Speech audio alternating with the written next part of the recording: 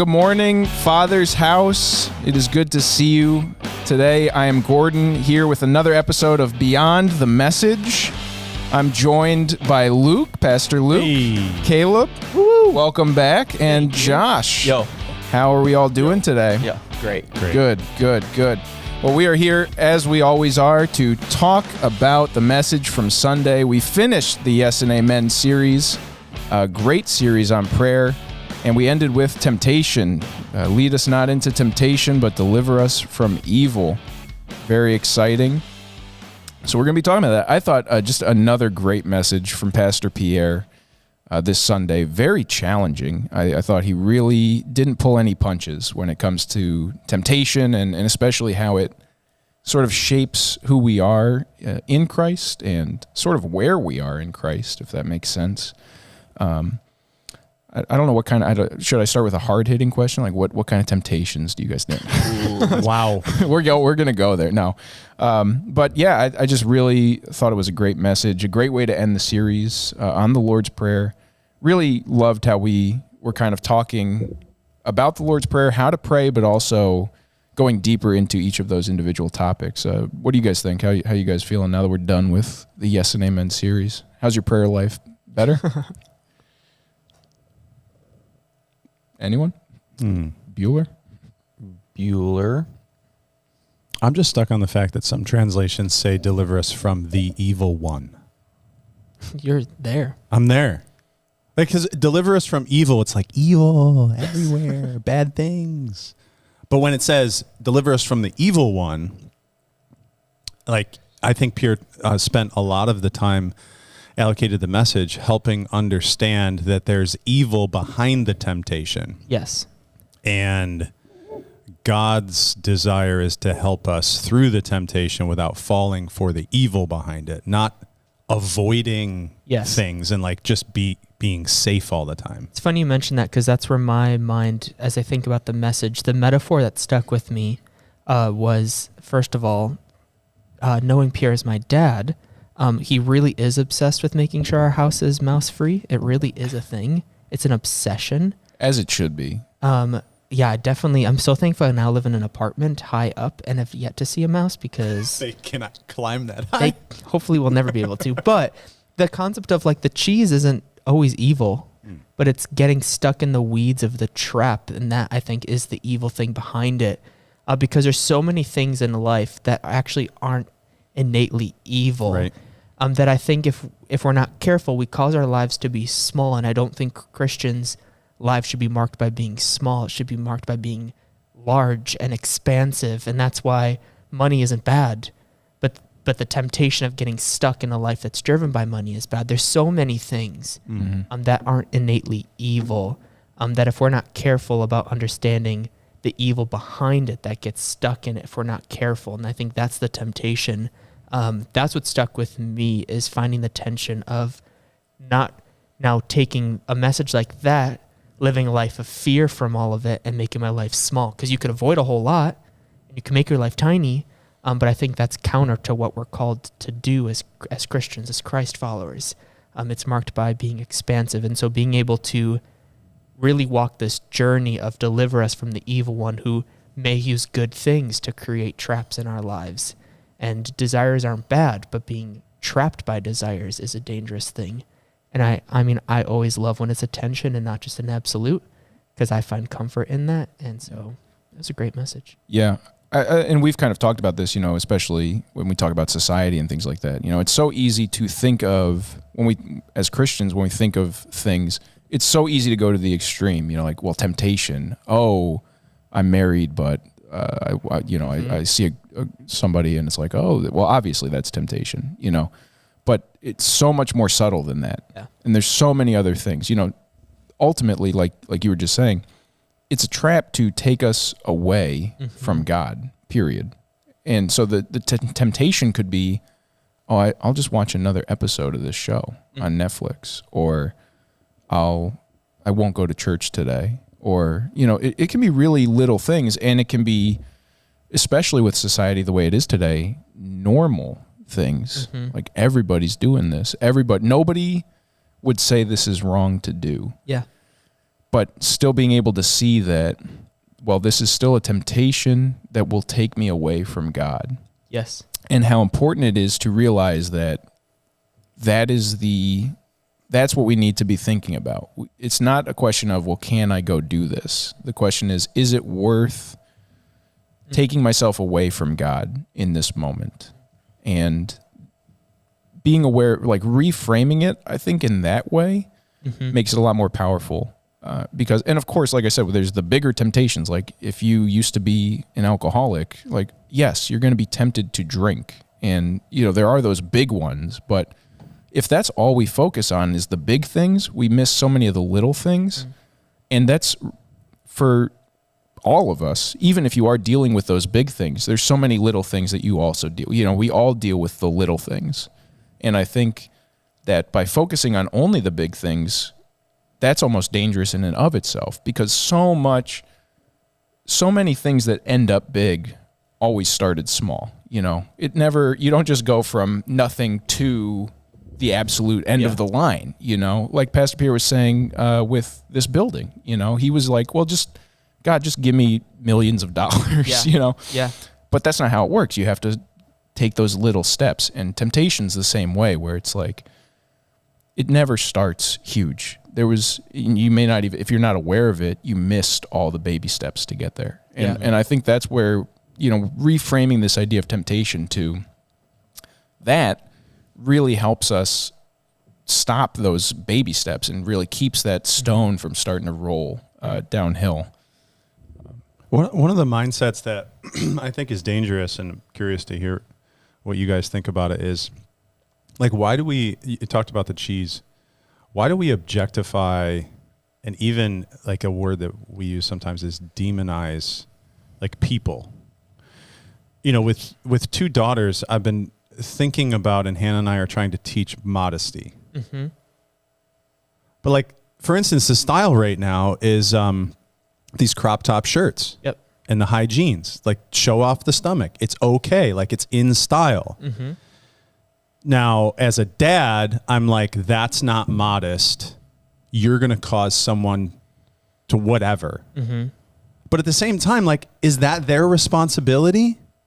Or are we just objectifying and like I'm excusing, so if I look at a woman and crop top, whatever, and I say, well, they shouldn't have, that's their fault. Yep. Mm-hmm. Yeah. Like in church circles, especially curious with you, Josh, because growing up in church and maybe a little bit of your church history is pretty conservative, and we talk about like that pharisaical mindset on this podcast a lot. Like thoughts on that? Yeah, I think that I think modesty is a very interesting conversation, because I think what it always does is, and I grew up in it, is it puts the onus on the female to always take the burden of what a guy is looking at. So we remove self-control from the responsibility of a guy. Yeah. Like they're just animalistic. We're just animalistic. We have no self-control and we cannot be controlled. So please don't show your skin. Mm-hmm.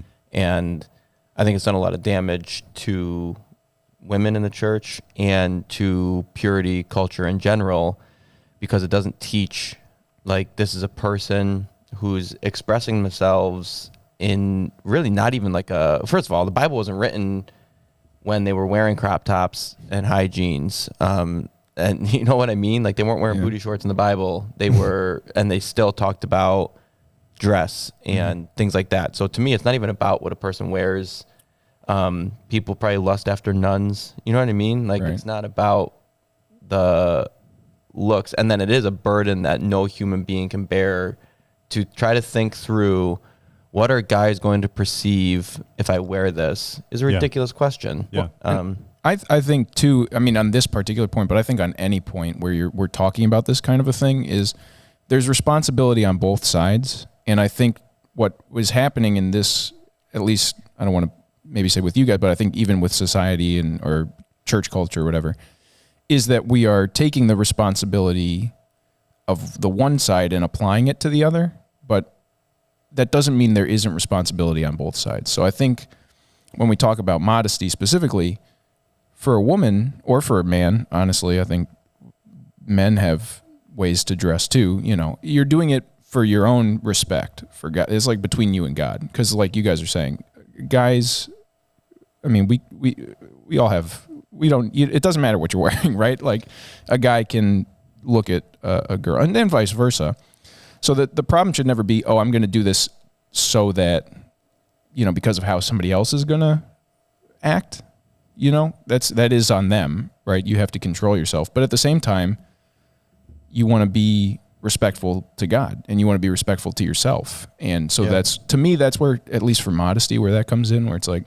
Yeah, it would also be an interesting conversation to figure out what was God's original intent for our bodies and what we wear, because Adam and Eve got dressed because they had shame. Right. So, I mean, you could probably make a theological case that the less clothes I'm wearing, the better more godly. I am becoming more like the original intent. That's what the nudist colonies would say. Yeah, but I mean, the reality is this was a really big deal in the 90s.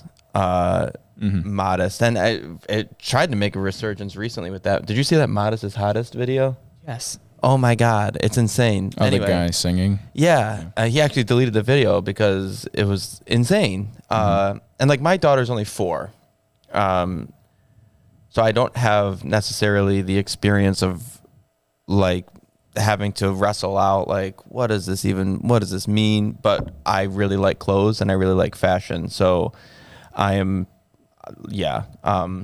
I will support her. I mean, if she's going to go out in a bikini top to school, I'd probably be like, you know, you're probably going to get in trouble at school if you do that and you look stupid. Yeah. And then it goes back to, because when Paul says in the New Testament, like, I command women not to adorn themselves and this and that, he was speaking to the motivation. Yeah. Because the audience in that particular passage that he was speaking to, there were troublemakers in the church. There were men troublemakers, there were women troublemakers, and their motivation was impure. And it's the context seems to say that women were adorning themselves to gain attention for themselves and cause disruption. So that's when that. But when we take it out of context of Scripture and then we apply it in a different context with extremes, like that is not faithful to Scripture and God's intent. Well, and that's the dangerous thing for any topic is, especially on these kinds of topics, I don't think the church or really anybody should say, this is exactly how you do this. Even with things like drinking, right? We all have our own levels of, but as long as it's moderated and as long as you're not getting drunk, then that, you know, some people, they won't drink at all, period. And that's okay. And some people think it's okay to have a drink here and there or whatever because they know that they're not getting drunk. And like you said, Luke, I think it's the motivation. And we're not here to teach, here is the checklist. Here's where you're crossing the line. Because that's between you and God. Yep. And if you are crossing that line, obviously, again, there's signs. Like if you're drunk all the time, right? You're crossing a line. We can all know that. But most of the time in these like subtle ones or these ones that are harder to define, I think that really is between you and God's going to challenge you. And I do think, like you just said, Luke, I think that's a great point, is that it comes from your own intention, you know? And that's where, again, getting back to the original question, it's like, no, you shouldn't. I mean, Paul also calls us not to cause others to stumble. So I think you do need to maybe consider others when it comes to this kind of stuff. But at the same time, also, it's a question of, you know, yourself and how you choose to walk out and represent yourself as a Christian, and that can look different to different people, and that is okay. What does modesty look like for men? I'm going to jump in just a little bit. I've gone quiet. Yeah, come on. I'm going to go very unspiritual, and then we'll bring it back. Okay. But I just want to say, for any woman out there who is in a place of deep concern over what you're wearing, just want to liberate you to say, wear what you want to wear. Wear what you want. Wear clothing based on not chasing needing to be validated, but wear clothes that when you're wearing them, you feel validated by yourself. I think that there's a long narrative of even fashion being such a bondage for women, because the expectation is to always impress for others. And I think fashion is born out of being impressed with yourself and discovering what you want to wear because of who you are. So is that a basis? Really random, just That's throwing good. it out there. That's good. Well, no, and I think that's good too, because again, getting like you just said is, you know, you're not wearing clothes to get validation from other people, you know, and if your validation or if your self-worth is coming from anything other than your relationship with God, you have a bigger problem than what you're wearing when you leave the house, you know, like Pastor Pierre said on Sunday, you're trying to deal with the fruit and not the root. And I think all of these kinds of discussions invariably end up going that way of we're talking about fruit, but it's like we got to focus on the core. I'm sorry to interrupt you, Caleb. No, absolutely. You can get back to what you were saying. No, that's fine. I think what a lot of fashion is done, and I can't speak to the fashion industry, but like fashion in general, I think it is a unifying factor to a lot of society. Like groups come together over fashion and bond. Whenever I hear stumbling block, honestly, the last thing for my mind is when it comes to the modesty of clothing. Mm-hmm. When I think of stumbling block, it comes into almost bringing don't put the Lord's name in vain. Like that's the category I put it in, where we live out a life where we say we love God, but our lives are so the mark of God over our lives is so hard to find because of our behavior, over the sharpness of our words, Right. over the division of how we treat people. That for me, that is such a dangerous stumbling block that I want to put that at the forefront of our minds when I hear stumbling block, because I think, and this is where social justice and my Christianity and religion mix, but I think that the narrative of bondage that women have been in for so many years, that I want to replace attention on the greater issue of stumbling block and not try and just keep Right. putting it on women, because I think that the only concern I have is, and it comes back to something Pierre said, but we run a different race. Right. And that doesn't mean we should dress differently, but it means that we dress from a different posture. We're not dressing for attention. We're dressing because we actually enjoy Mm-hmm. the creativity of wearing clothes, because God, the creator. And so I think my personal approach to it, which is up for discussion and so much up for debate, but I think that when clothing man and woman and anyone who wears clothes, I think if it's coming from the right posture, then modesty, I think, is another conversation to be had one-on-one. Right. And I think it's a different race. It really challenged me when Pastor Pierre put up that scripture from David, when you hear David's frustration with the success of the fool, or the success of the person who is so far from what they should be doing. And I think in my life at the times where I look at a celebrity and I'm like, oh my gosh, if I could just get like TikTok famous and suddenly have a brand and could travel the world. And I'm like, no, we run a different race. Yeah. Mm-hmm. And I think it ultimately comes back to that whatever I'm doing, do I keep putting myself on the racetrack that isn't for me, or do I keep putting myself on the racetrack that is for me? Right. And if I stay on the race that I know I'm called to run, then I think the confusion and the jealousy and the stumbling block, those conversations grow quieter when I surrender to the race that I'm called to.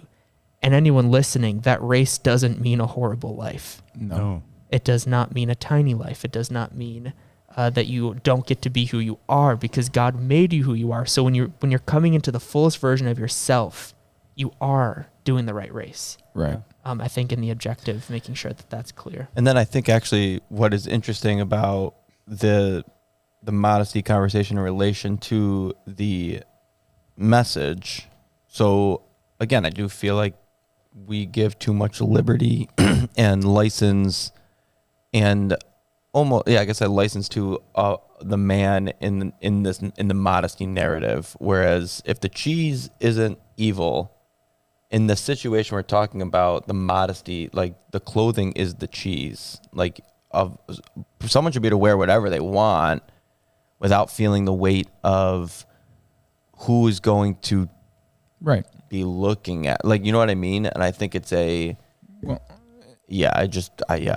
that comes back to the validation that we were mentioning earlier, where I think that some of the things that may and all of us have a different perspective. But when it gets to a place where like, ooh, that's a little far, like, are we wearing this because it's coming from a place of I feel the best version of myself in this, or am I chasing? Is there a hole in my heart that I'm chasing after? And that's why I'm wearing what I'm wearing. Right. Because in that place, we've literally just discussed the independence of God. Because if there's a gap we're filling that's not actually in proximity to God, I think we're in the glue trap of a mousetrap. Yeah, It'd be absolutely. like if you have a gluttony problem, you drive by a McDonald's. I love this conversation. Drive by a McDonald's. Is the McDonald's the bad one? Right. Because they look great and oh my God, it looks so appetizing and I just want that burger so freaking bad. Right. We would never do that. But if someone was like, I want to be a supermodel, 90s Christianity would be like, good luck because you're going to be objectified. That's sinful. But then I can own a McDonald's and help fat people get fatter. Yep. Right. Well, and again, so I think as with everything, it's between you and God. I think that, whenever you're trying to frame anything in terms of other people, you're losing sight on your own relationship. Yeah. So I was going to be a supermodel, but then I was told it was going to be evil. You totally could have. I was there. There's still time. I was ready. There's still time. Supermodel comedian. Whoa, Yeah. whoa. I was I was ready to do some Calvin Klein. Wait, is this real? No, it's No, not. absolutely not. Absolutely not. Have you seen the pictures of him dressed up as a clown? Oh, The dude yes. was going to be a clown I was before he was going going to to be be a model. I was going to be. Next week, I'm going to show everyone the picture. Yeah, just for reference, not making fun of Josh here. Really, he had an obsession and dressed up as a clown. I was not just making fun of his I wasn't. fashion. It wasn't. No. Okay. It was for Jesus. Okay. It was for Jesus. Yeah. It was. I did have. This is. There's gonna more be- than one picture, so you lose in There's this an odd situation. thing. It was all the same. It was the same event. No. So, but here's some full context. I did when I was younger have an affinity for clowns. Yeah, you've literally proved my point here. So I had a clown collection.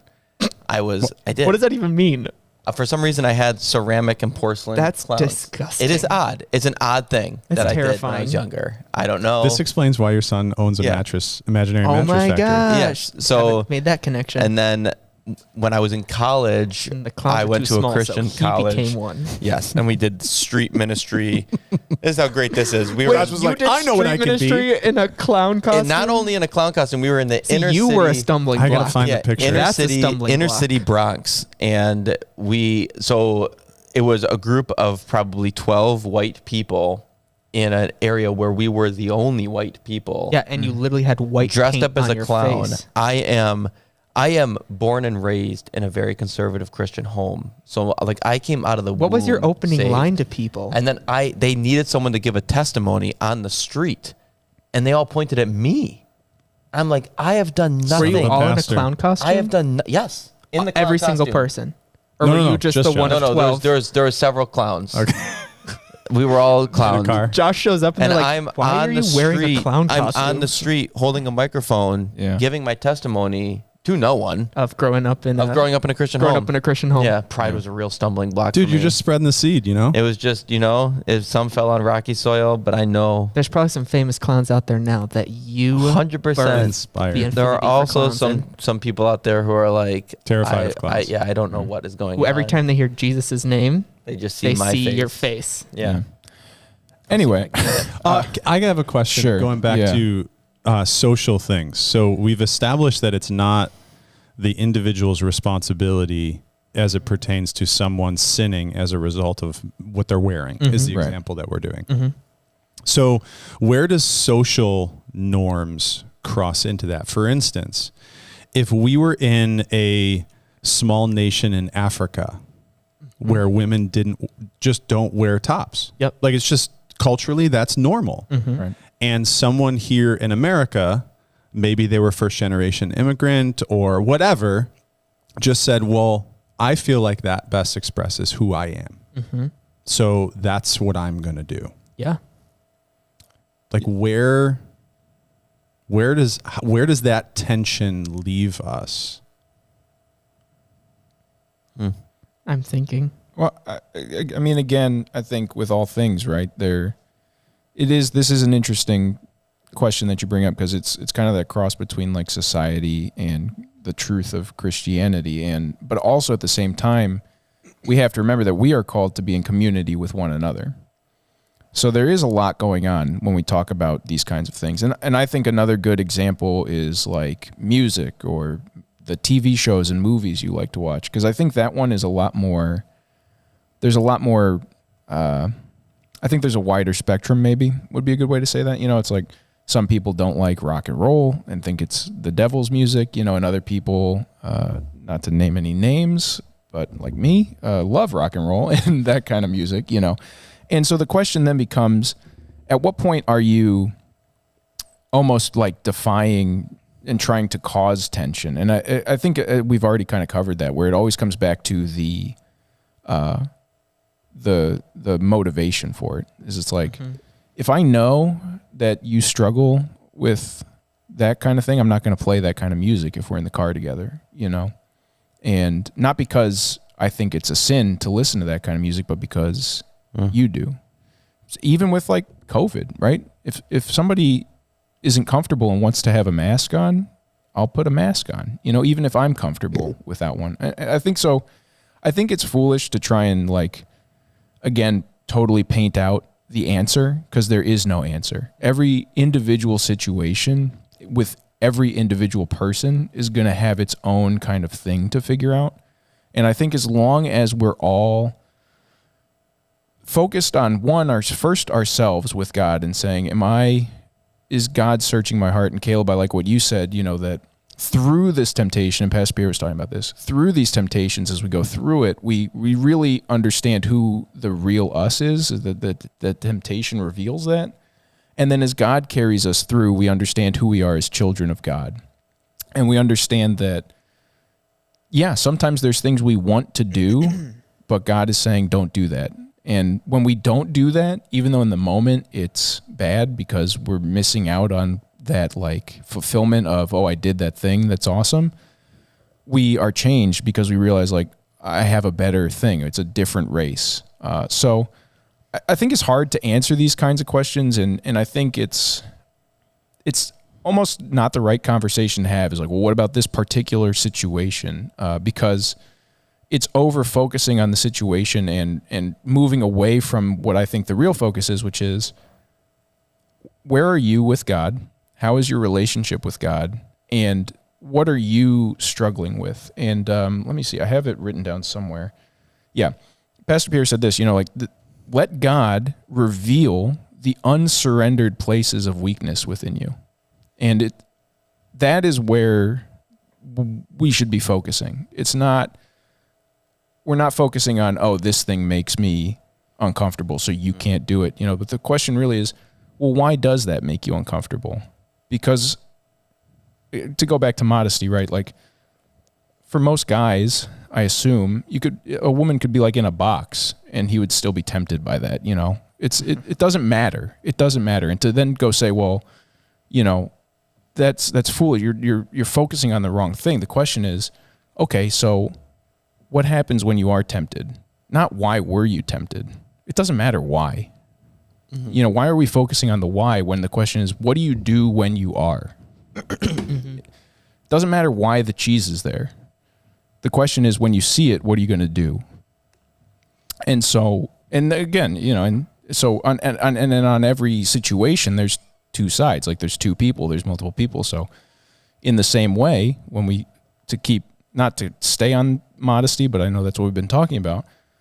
Yeah, you're going to have to figure out your own, like we've been saying, where your line is and where you feel you're being respectful to God and to your walk, and not because of what other people think of you, but because of just what you and God are, how that relationship is. So it's hard to, in those, you know, to pull out individual, like, focused examples. It's like, well, I think we're almost, you know, we're moving past the what do I do and looking too much into the why. And so I think to bring it back and kind of have that other perspective of like, why, or what do I do in this situation, not why am I in this situation.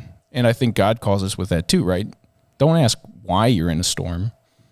Mm-hmm. Just deal with the storm. And what do you do in the storm? And go to God and work on your relationship with Him. Yeah. I am a sucker for hypothetical. The only concern I'd have for this imaginary woman who is trying to captivate her heritage is just her assimilation into America and her ability to live the life that I think she's called to, which would be expansive. And I think that's where she would find the deepest tension. Mm-hmm. There's one thing, it reminds me of the one story, and I think I was an undergrad when my professor talked about the story, so I have no idea where it is. But there was the food that was offered up to gods, and Paul was basically like, hey, if that makes you uncomfortable, don't eat that food. Mm-hmm. And if it doesn't make you uncomfortable, enjoy the food. Right. And I think a lot of the times we find great comfort in really easy answers where we just want to know if we can eat the food or not eat the food. Mm-hmm. But when Jesus came, he was like, yeah, the law is important, but it's the spirit of the law, where suddenly it's not yes and no, but it's, are you self-aware enough to examine who you are, how God designed you, so that you can understand what it means for Caleb? Yeah. Where yes, there's very clear boundaries, but you can dance real close to the boundaries, and maybe you've danced too far for who God created you to be. Yeah. There's things I know I can't do because of my proclivities to depression and anxiety that I've got to be careful to put myself in that environment, because I know for me it'll take me a very long time to come back to myself. Right. But for other people, they can live in that angst and they're fine. Mm. And that is just an example of, I think, the importance of self-awareness and realizing the race that you've been called to run, because I think so many people need to learn their design, mental, physical, and spiritual, and we can't look to each other all the time to use as a benchmark for what we're supposed to do. Yeah, and I think also what you're describing, it complements that well, is if we truly have love for one another, in that passage with Paul, like it's talking about, like, if me eating meat is going to cause you to sin, like, I can eat a salad. Yep. Yeah. That's okay, because I love you. So there's one of our coworkers in the office is prone to anxious thoughts, and loud, boisterous energy can trigger this coworker. So when I need to go have a discussion or a meeting or a conversation with this coworker, I'm naturally like obnoxiously loud. I have to consciously not say, you know what, this is who I am. So no, I tone it down and go, and because I love. And I mean, I think that is kind of, did you guys find the picture? Well, yeah, I'm just very nervous that he's got my phone now because there's too much damage you could do. Yeah. Boy. Wow, that's actually horrifying. Just quick, I don't know. Big reveal. I don't know where. Yeah, that's it right there. There it is. We probably shouldn't show that on camera. Oh my gosh. This is my favorite though. It's- Wait for yeah, it. it's Swipe terrifying. over. This is mid makeup session. Mid makeup. But look, I'll zoom in for you. Look at the look at the, sorry, whoever you are. Whoa. Look at the creepy faces in the background. That's horrifying. That's scary. And there's another one. Whoa. Literally looks like a horror and movie. Then look at this is my favorite. Oh, this is okay. So this is me working with a child, and I'm wondering, what have I done? It looks like a child's working with a child. Yeah, well, it is.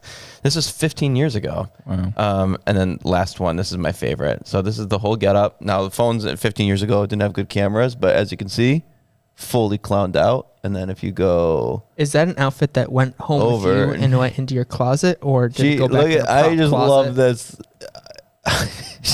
What decisions have I made in life to get here? Meme that. You just run a different race, Josh. Yeah. Don't invite me to that racetrack. Anyway, so that's me as a clown. Nice. Yeah, no videos of me giving my powerful testimony. Yeah. But yeah, like you were just saying, Luke, you know, with the idea of that we have to be considerate of one another, you know, and especially when we think about culture, it's easy to talk about culture at a societal level, but it also exists at a church level, and that's okay. You know, if you come to the Father's house and it's like, I don't like electric worship music, like, that's okay. But maybe you want to find another church then that does hymns or whatever, you know, or vice versa. If you're going to another church and you're like, I don't like, and that's cultural. That's not wrong. It's not wrong. It's not bad. It's not inherently bad. But the question is, does it fit what you're looking for and the kind of culture you're looking for? Because we're all Christian. And if we get caught up on these cultural things as like, and it's kind of like even focusing on specific sins or whatever, it's like, don't do that, because you're missing the real message, which is, are you walking in an upright, Christ-like way? Yeah. And so to get caught up on like those individual things can almost do more damage than good in a sense. And that almost itself is its own temptation, to be maybe overly critical of others, or to be, and you have to question yourself, like, why is this something that I care so much about, to be so vocal about against somebody else, I've got something to put on the table. So yesterday during the message, I'm trying to find it here in the notes. This whole concept of evil trap. Sorry, as I literally am saying words, looking through this to make sure I get it right. But there was basically this essence to traps, hardships, pain. These are the things that sharpen us. They purify us. They reveal who we are. When I hear it first, I'm like, oh yeah, that sounds great. And then when then I sit in it a little bit longer. And if I'm not careful, I suddenly, in my human, can look at God at this puppet master who actually just wants to create pain. And then I'm like, whoa, that sounds so not who God is. How do you manage the tension of the hardships in life aren't bad? Sometimes actually God creates them for us. But how do you keep yourself from not looking at him as this puppet master who's just creating this maze of pain, so that maybe by the time you get to the end of this life, you're sharp, strong, and you revealed your true self? Because that, get me out of the puppet show. Right. Well, and I think that's key to remember. Pastor Pierre kind of touched on this right at the beginning of the sermon, that even though in the prayer it says, lead us not into temptation, like James says, God is not the source of temptation. He's not sitting there saying, I'm going to tempt you today. But at the same time, he knows how to use the situations we're put in to grow us. And I think that inherently shows the lack of a puppet master, because when you're in the situation, you have a choice.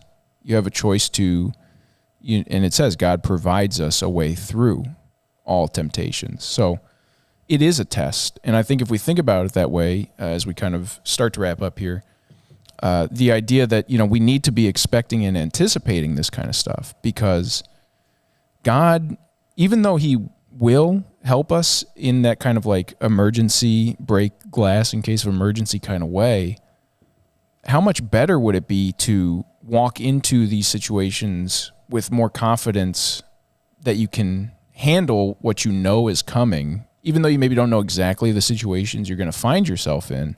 You know that when you find yourself in a situation, you already have that trust in God to deliver you. And I think that's why I kind of like the phrasing, even though, we're saying God's not the source of it, still that lead us not into temptation.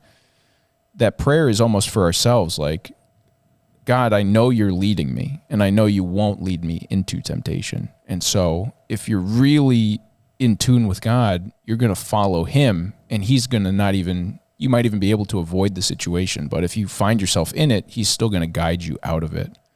My heart says 100%. My mind says it sounds like a thriller movie that lasts 68 years. That's all you want? I don't know if I'm ready for us. Years? Well, I just try to guess the average age of someone. Isn't it like 68, 72? I think it's in the 70s now. Is it in the 70s? Well, while I finish my thought. But I think that... but do you get it? Do you Yes. hear that? Because it sounds like hold on with all the grit you got. Mm-hmm. Be ready at all times. Sleep with one eye open, and then we got this. I think there's I've always reminded myself, now I consider at this point in my life that I've had a pretty good life. My family hasn't faced huge, significant trials to the point where it's like, this is going to break you. But we've had obviously our fair share of hardships. And I've always just reminded myself and my family, my theology is like I can't attribute anything bad to God because God is good. Mm-hmm. And I have to always remind myself that God is good. He's a providing God. He is Emmanuel, God with us. No matter what I'm going through, he's there. And I always look to people who've actually gone through significant challenges, and the people who've kind of weathered the storm. It's like C.S. Lewis, I think, is the one that talked about, like, there's the problem of pain, but the bigger problem is the problem of pleasure. Yeah. Like, where do you actually derive your pleasure from?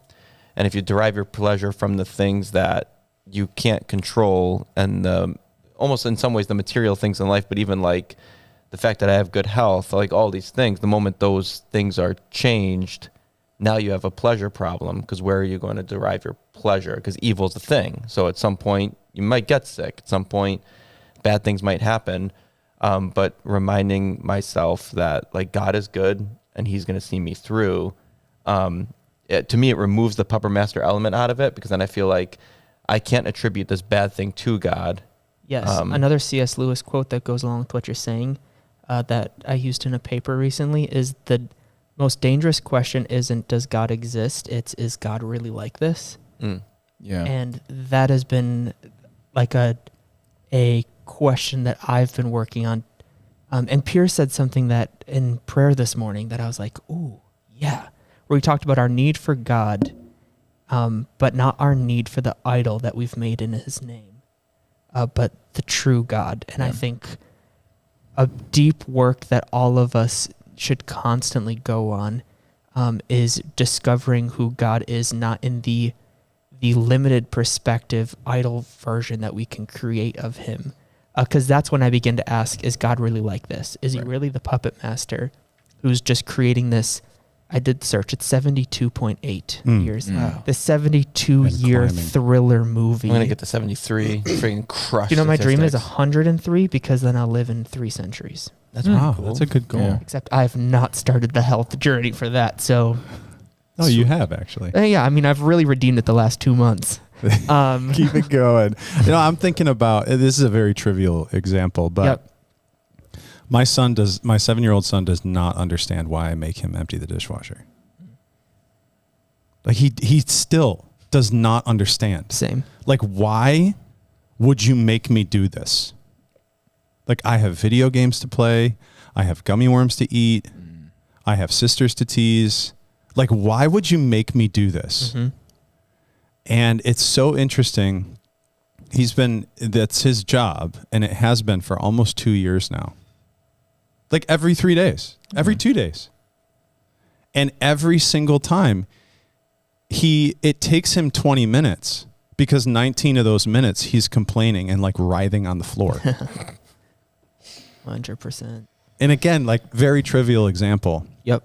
But I know I have to force him to do it, or he will not be a responsible, fruitful human. Now in that example, I am creating the storm. Yeah. And the test. You are the storm. I am the storm. And kind of enjoying the pain of it just a little bit. But I'm enjoying it because I know what it's producing. Yeah. in him. Right. And in his eyes, it's very cruel. Yeah, you are evil. I am the storm. That was Or the trash storm. night on Sunday nights at the Duplessis. How did a family of pastors get trash night on Sunday night after we're all just Yeah, that's exhausted? pretty horrible. Yeah. My whole You gotta change childhood. companies. Are you kidding me? I was so mad. Oh. But moved now out. look at you. And now trash You nights are whenever I have the energy. Hey, own apartment. Hey. Yeah. But it's because someone forced me to know how to do trash and the dishwasher. And our storms just like increasing level of suck. Yeah. Yeah, it's valid. Speaking of, thunderstorm about to hit Rochester. Just Really? got With They're great rolling power the windows. comes great responsibility. You know Thank what you. I mean? Thank you, Uncle Ben. Right. But I think that's a good example, though, the only Luke. one that said that? Yeah. And then everybody Spider-Man. has copied. Everybody Okay, copied good. it. Yeah. Sorry for interrupting. No, you're but fine, That you're quote fine. just felt That's too large to attribute to one guy. Spider-Man. Yeah, Spider-Man. It's a very influential movie for its time. Yeah. Uncle Ben died like a day later. I know, it's horrible. It's his legacy. It is his legacy. The actor But- or the but- character? The character, probably the actor too, to be honest with you. He was decently old. So what I was going to say, Luke, is, that is such a good example because, we're talking about temptation and the fact that if we don't know who God is, we're going to misinterpret the things that are happening. But at the same time, even if we don't know who God is fully, he will still grow us. And I think that's a perfect example, because I think your son doesn't necessarily understand why this is happening to him. And he may not understand, like, why is my dad making me do this? Yep. He is a jerk. My dad is so mean to me. Yeah, he's but in he is the storm. But in 10 years, right, when he looks back, he's going to say, or when he's raising his own son, he's going to look back on that and say, oh, I see why he did that. And I understand. And I think, even now at his core, he knows, well, my dad loves me. My dad takes care of me. Even though I don't understand it right now, there has to be a reason. And so I think that's what's, again, so important. And when we talk about this kind of stuff, this is why it's between you and God always. Because if you don't know who God is, then you're going to struggle in the temptation, because you're not going to realize, you're going to be pulled away from this. And you think like, oh, God just doesn't want me to have fun, or God just wants this or that. No, that's the exact opposite. Caleb, like you said earlier, the whole point of going through temptation and passing that test, and Pastor Pierre was saying that, is that we start to realize that fleeting pleasure of the worldly desire is incomparable to the eternal pleasure of that being connected with God and living that spiritually free life. And it's hard to see that in the moment. It's hard to see that, especially if it's something you've been doing, and like maybe you just recently got saved, or you're growing in your walk with God, and you're starting to realize, like, maybe I shouldn't be doing this thing that I just did all the time before. And it's tough, because that is a habit. That is something you are used to doing. And so it's tough to break that habit. But if we know who God is, and we know, like, he loves me completely and totally, and just wants the absolute best for me on a spiritual, eternal level, then you kind of start to, even though you still don't maybe understand it in the moment, you start to have that strength to say, okay, I'm not going to do that. Or, like in your son's case, Luke, I'm just going to not complain. I'm just going to unload the dishwasher, Yeah. And maybe it takes 4 years before, right. But over time, eventually, if we really are connecting with God, if we really are, and the only way to know him, again, is to read the word. If you're not reading the word, if you're not going and finding out for yourself from God who God is, you are going to have an idolized version of him. It's impossible not to.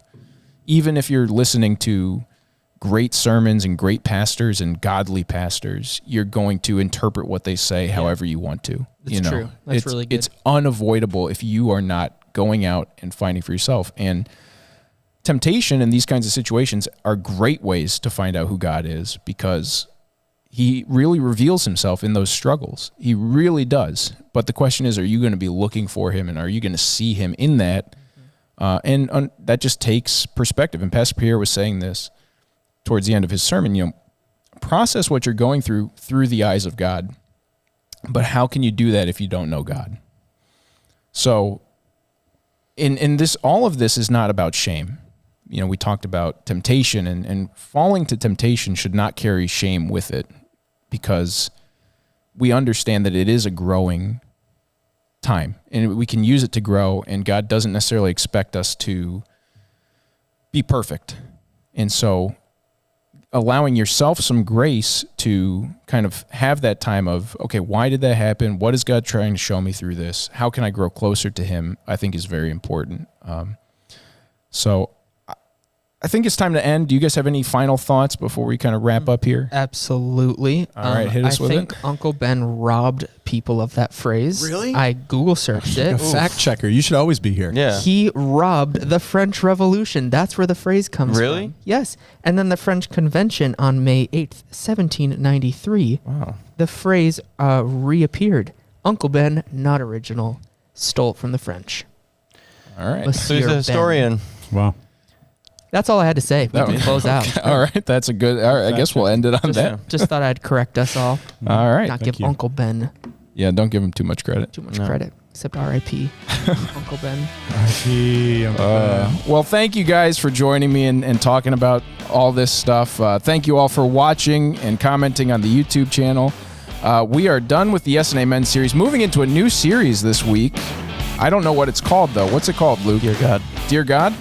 What's that mean? It's called Dear God. Well, tell us about it, Josh. Come on Sunday. Okay. Learn more. All right.